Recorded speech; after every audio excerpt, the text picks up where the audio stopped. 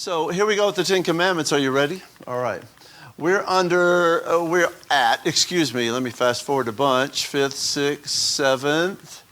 8th commandment, we're about stealing. We're about stealing. But so we talked about stealing, 8th commandment, thou shalt not steal. We talked about defining it and this is what I came up with, so blame me. What the 8th commandment forbids, obviously theft and robbery, but obviously also kidnapping, inaccurate measurements. What does that mean, inaccurate measurements? That just means not representing something you're selling correctly, right? So back in those days, it would have been inaccurate measurements because you didn't want the butcher dude to put his finger on the scale. Hold on. Yeah, he wouldn't put his finger on the scale. You would have been lifting it up. Y'all seen that Rockwell where the butcher's doing this and the woman's doing that at the same time? Anyway, today it would be more like Facebook Marketplace probably. All right, and then cheating the government. I told you what I think about. You're supposed to pay your taxes.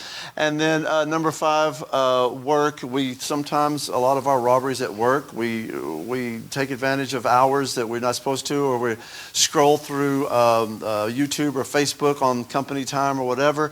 And so that's what the 8th commandment. Now we talked about the 8th commandment in slavery because it's almost always brought up. And so we said a couple things to remember. There's a big difference in slavery in the Old Testament, which a lot of slavery in the Old Testament was voluntary. It was done so the man could get he or his family out of bondage when they owed money, right? So like today, if you owe money to the county, you can stay in county jail for a few days and pay off your fine that way or whatever if you don't have the money to do that. Anyway, number 2, the Bible's against chattel slavery, which was kidnapping someone and taking them and using them for your own purposes. The Bible's against that. God permitted and regulated bondage in the Old Testament, New Testament. Like we see, a lot of that in the Old Testament, New Testament was done to get yourself out of bondage. It's not like, so when someone comes to you and say, well, how can you believe the Bible and they believe in slavery? I mean, obviously there's some things there that you need to understand. They need to understand. But stealing is against God. In most cultures and civilizations down through history, stealing was viewed as an act that one man committed against another. It was horizontal in nature, right? But what did we say about, I think we talked about this last time. What do we say about stealing? Stealing also is vertical in nature.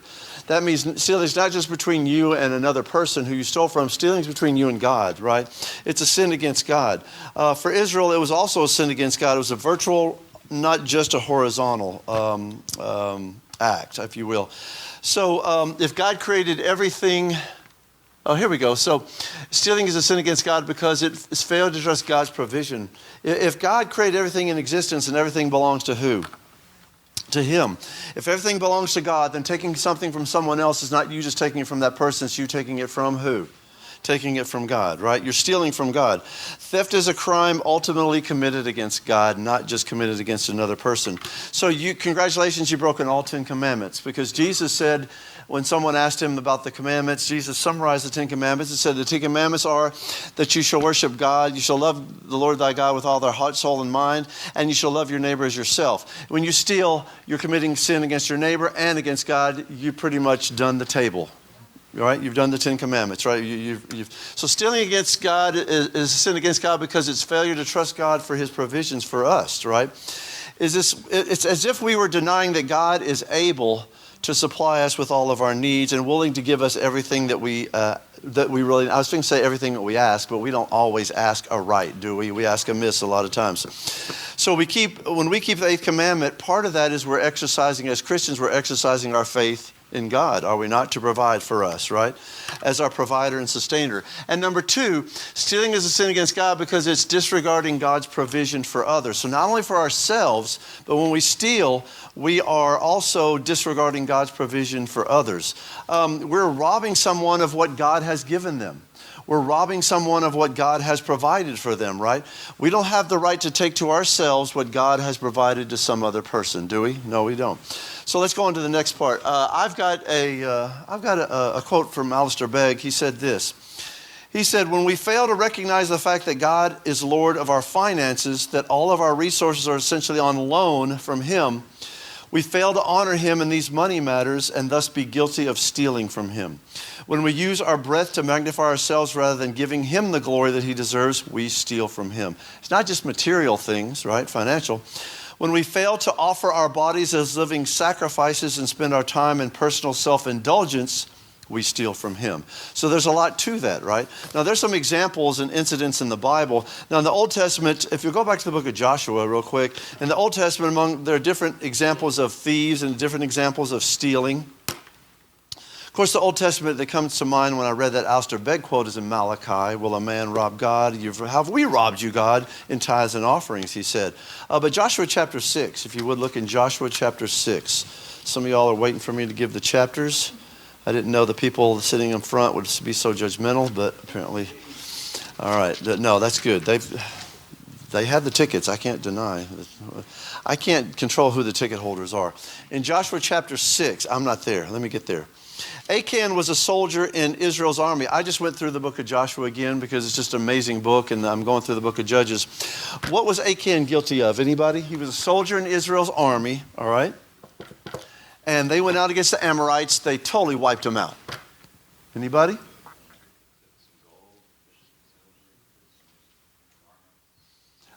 So you may have mentioned everything he took. Gold, silver, garments. Was there anything? Huh? I don't know. Did he take some cattle also? I know he had the things hidden in his tent. So I don't know if you can hide a cow in your tent. But he had them dug in the ground. He had them dug in the ground in his tent, and he had to go dig them up, right?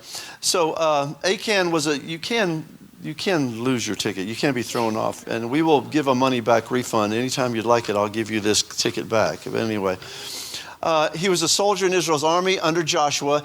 It took place in the Battle of Jericho. The walls came down. Here in Joshua 6, Joshua is instructing the soldiers before the fight. Look at verse 18. He instructs them in verse 18, and ye in any wise keep yourselves from the accursed thing, lest ye make yourselves accursed. When you take of that accursed thing and make a camp of Israel accursed and trouble it. But all the silver and gold and vessels of brass and iron are consecrated to the Lord. They shall come into the treasury of the Lord. They weren't supposed to take anything for themselves. They were not allowed, in this victory, they are not allowed to claim the spoils of war, which they were allowed to claim in other victories. Verse 18 calls it the accursed thing.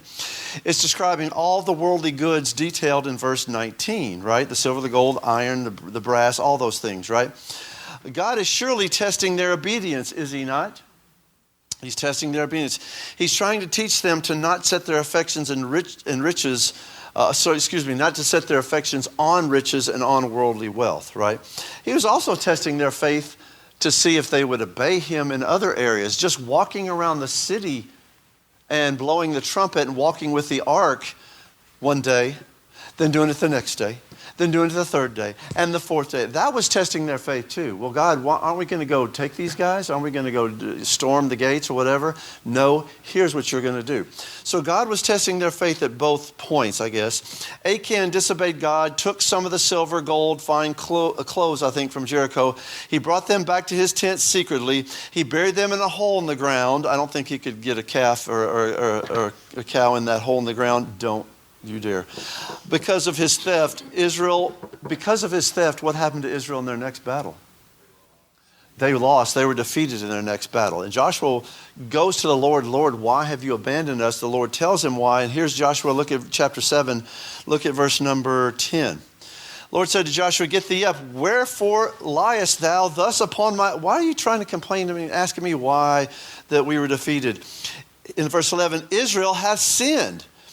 And they have also transgressed my covenant which I commanded them, for they have even taken of the accursed thing, and have also stolen and dissembled also, and they have put it even among their own stuff.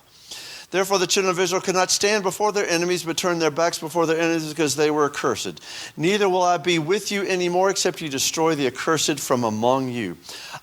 Well, that's good. Let's stop right there. After the loss, Joshua was pleading with the Lord, show me why we were defeated. God shows him, here's why you were defeated. The next day, go to verse 19. Joshua calls all the people together and he confronts Achan. Look at chapter 7, verse 19. And Joshua said to Achan, my son, give, I pray thee, glory to the Lord God of Israel, and make confession unto him, and tell me now what thou hast done. Hide it not from me. Isn't that sometimes what we say to our kids? Just tell me what you did. Don't hide it from me. And then verse 20, Achan answered Joshua and said, indeed, I have sinned against the Lord God of Israel, and thus have I done. When I saw among the spoils a goodly Babylonish garment and 200 shekels of silver, a wedge of gold of 50 shekels of weight, then I coveted them. Oh, if they forgot, after the 50 gold shekels of weight, then the cow, and then I coveted them and took them, and behold, they are hid in the earth, dug that cow and put him in the ground, in the midst of my tent, and the silver under it. So he's admitting to the crime here is what he did. I remember when we lived in San Marcos, we lived in a Mexican neighborhood on Durango Street. Our landlord was Mexican, and we came down here to Crockett. We butchered a cow, and I told my landlord we were going away the weekend, we were going to butcher a cow. And he said, he wanted the head. Well, I thought I'd bring back the head. I'm like, sure, yeah, fine. So I bagged up the head in a big trash baggie, put it in the trunk, and we drove back. And so he dug a hole in the backyard of well, it's his property, but he dug a hole in our backyard, and then he lit a fire down that hole and got the coals going, and he put that head, and then he covered it up. Y'all know about this.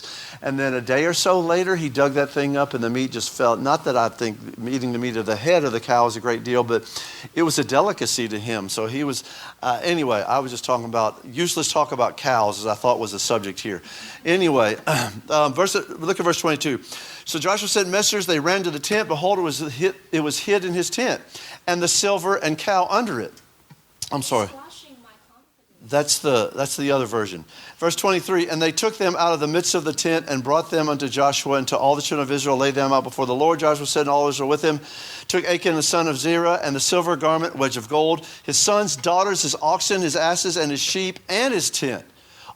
Everything he owned. They brought them to the valley of Achor, and Joshua said, why hast thou troubled us? The Lord shall trouble thee this day. Now all Israel stoned him with stones and burned them with fire after they had stoned them with stones. And they raised over him a great heap of stones unto this day, so the Lord turned from the fierceness of his anger, wherefore the name of that place was called the Valley of Achor unto this day. That's how serious God is about theft. Even more serious is about God disobeying him. Well, since it's one of the commandments, you better not do both. You better not disobey him and steal, because you're doing both at the same time, right? So why so harsh? Man, God was really being harsh. It was just a little thievery, right? I just saw something good and I took it, right? I'll give you a couple of reasons why so harsh. Number one, God is a holy God. And this promotes the holiness. And by making an example of Achan, God was reminding Israel that he is holy and that he demands his people be holy as well, right? That you cannot steal because God is not a thief. That's why we don't steal. Now, we don't have to know why God says don't do this, don't do that. We're lucky enough to know in the Ten Commandments why God says don't do that. We don't steal because God's not a thief, and the law reflects his character. We don't commit adultery because God doesn't cheat, and the law reflects his character. We don't, you get the idea, right? And so number two, why was the punishment so harsh? Do I have it here? Achan is an example. No, I don't. Why was the punishment? Achan stole from God. It wasn't just that he stole from the Babylonians or he disobeyed what Joshua told them. It's a matter of justice. If you sin against God, God's a God of justice, and it has to be pure justice or it's no justice at all. And so God's pure justice falls on you if you've ever sinned, right? God has to be just because he's holy. You can't have one without the other.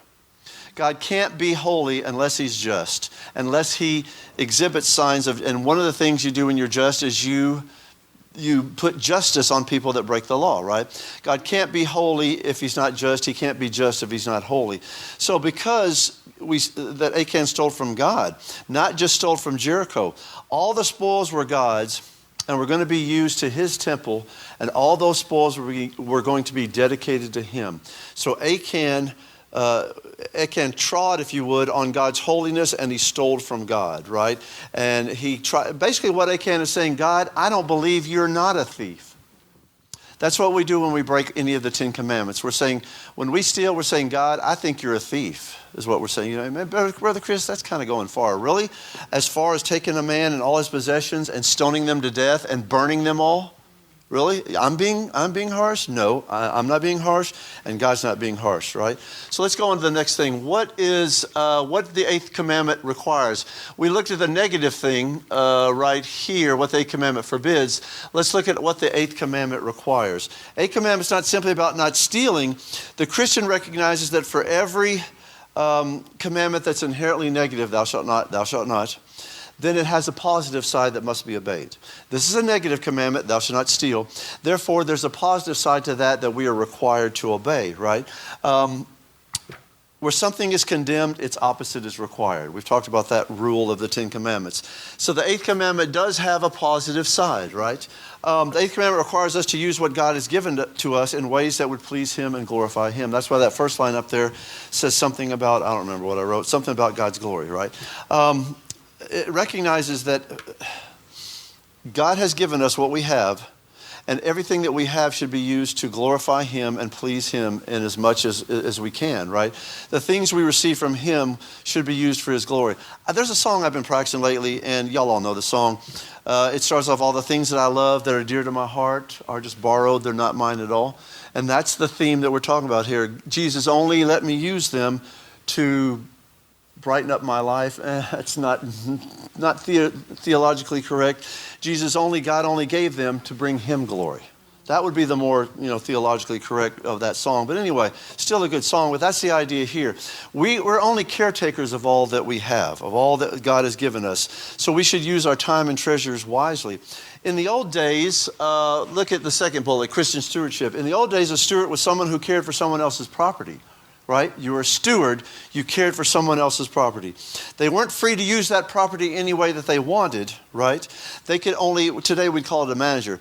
Or if I leave all of my worldly possessions to some lawyer, and that lawyer decides when the kids can have it and when they can, or what kid can and have, then they would be the executor, or they would be the steward or the manager of my vast wealth and riches, right? And kind of like my dad said to me once on the phone, one of the rare occasions I talked to him and called him. He said, "Yeah, well, when I die, I imagine you'll probably have probably a pen to write with or something like that." He was making a joke of how poor he was. Actually, he was wrong. Debt was what, but other than that, it's fine. He was a great guy. Anyway. But anyway, everything that we have, we receive from Him should be used for His glory, and we're just caretakers of all we have. That's why we use those things wisely, and that's why the Bible calls us, and I use that word, stewards. We're to be stewards, right? We're to manage. Whatever we possess belongs to God, and we're the managers of it. He has given it to us in a trust, if you want to use that financial word. He's given it to us in a trust that we're to look after, right? Adam wasn't given the Garden of Eden. Adam was put there to manage the Garden of Eden. It wasn't his garden. It was never his garden. It was always God's garden, which made the sin even worse, right? Even worse. This made the sin even worse because that wasn't even his in the first place. It wasn't his to decide how to use, and surely wasn't his to go against what God said to do or not to do. Anyway, so a person obeying the eighth commandment will evidence good stewardship of their possessions. So what does good stewardship look like? Are you ready? Number one, and here's our Dave Ramsey part of our lesson. Are you ready? Here we go. I like Dave Ramsey. I'm not trying to put him down. Anyway, number one, if I were more like him, I would have a lot more money probably.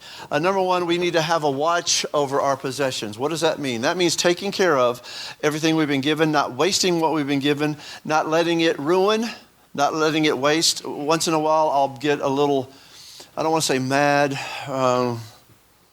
because if you get mad at your spouse, then they get mad and hurt.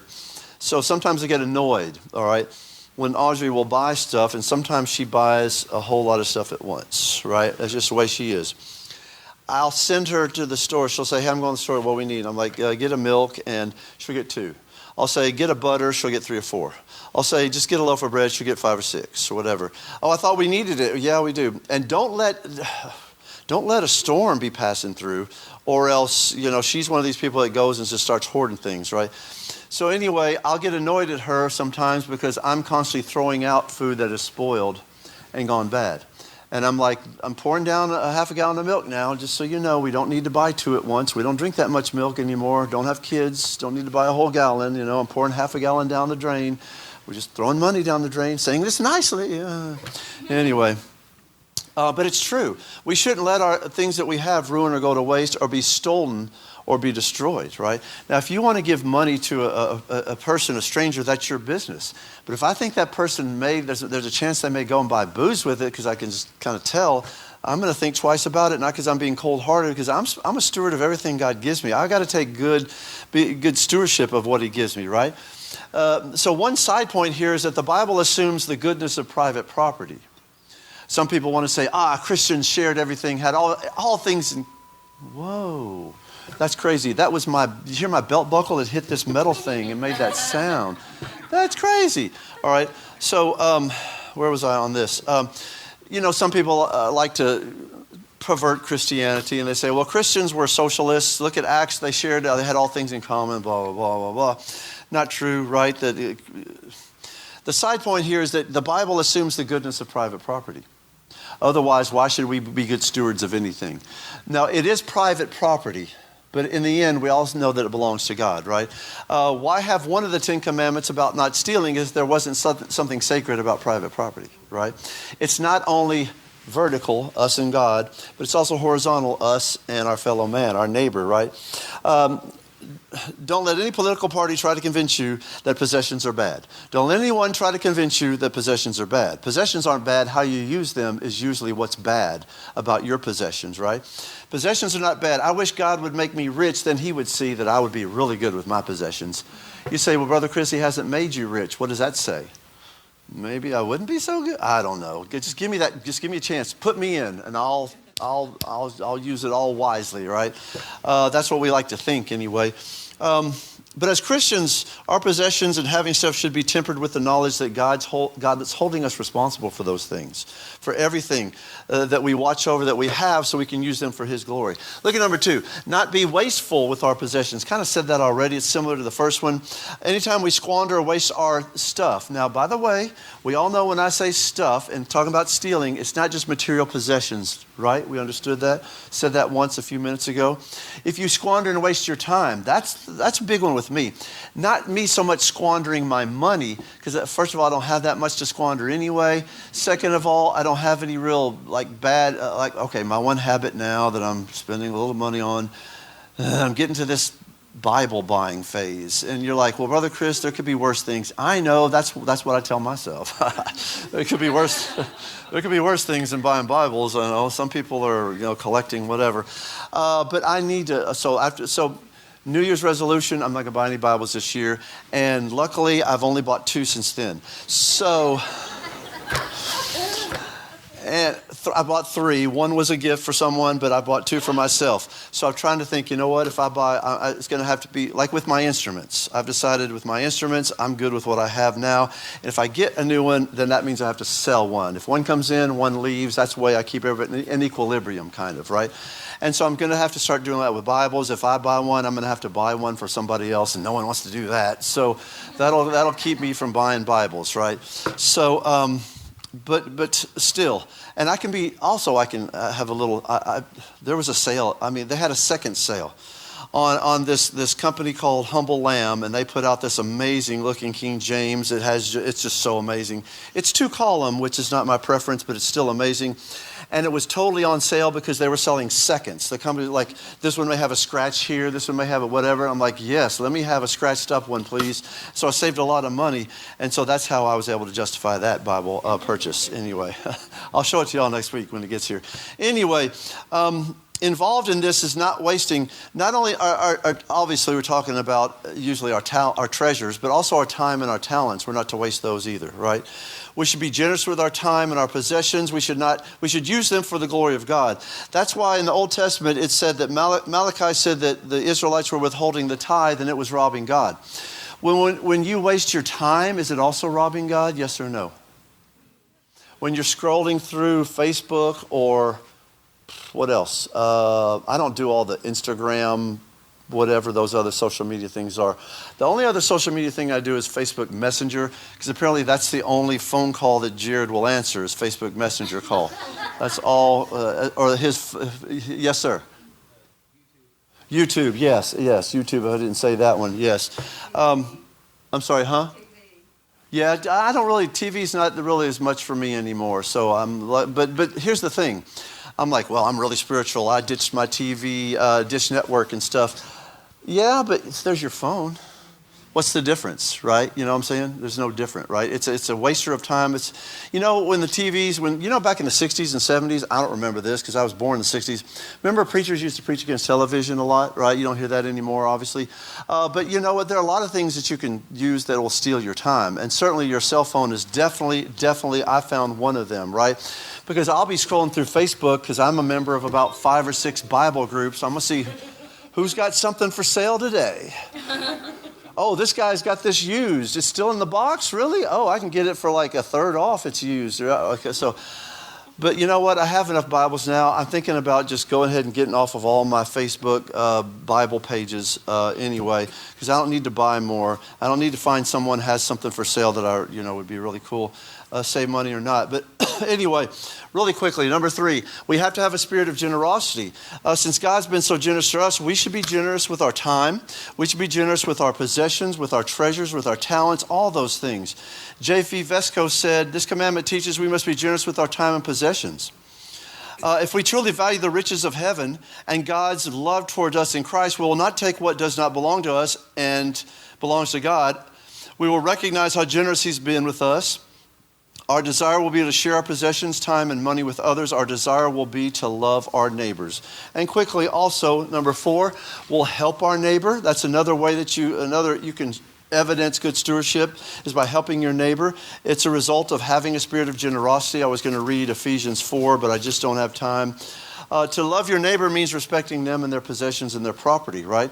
Luckily, my nearest neighbor lives a half a mile to walk through the woods, so we don't borrow stuff very often from each other ever, right? But we're supposed to do good to those that are around us. Before he lived there, his granddad lived there, and I remember once his granddad had a busted pipe, and so I dug it up for him. He 80-some years, he can't dig up his own pipe. But we should do things like that, just be generous. I'm not saying I'm a great neighbor or anything at all. I'm probably an awful neighbor. I'm a great neighbor as long as you never come talk to me. No, I'm kidding. And then the last one, I need to stop here really. I want to finish with number 5. The last one is working hard. The Bible is very specific. Proverbs says that laziness leads to poverty. Imagine that. I thought it was other stuff that led to poverty, like race and like prejudice. There's a whole bunch of stuff. I didn't think it was laziness. Learn something new every day. Proverbs 30 says poverty brings the temptation to steal.